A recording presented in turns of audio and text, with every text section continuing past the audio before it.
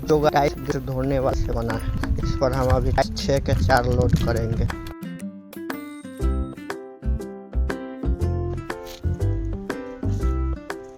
देखिए करना है।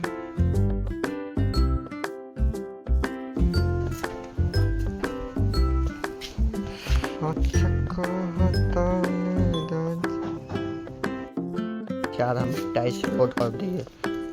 2 गो बॉक्स, एक बॉक्स में 48 स्क्वायर फीट होता है। 2 गो बॉक्स 96 स्क्वायर फीट लोड कर दिए। एक बॉक्स के इसको बेड करें तो 1 कुंटल है। 2 बॉक्स मिला के 2 कुंटल है। देखिए कितना अच्छा से जा रहा है ठेला के गाड़ी।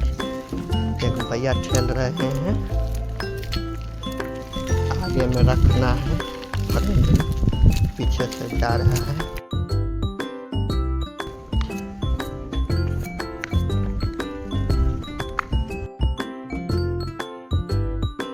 पर उतारेंगे हम। स्टैंड पर चले आए, पूरा बॉक्स लेके आए हैं टाइस में।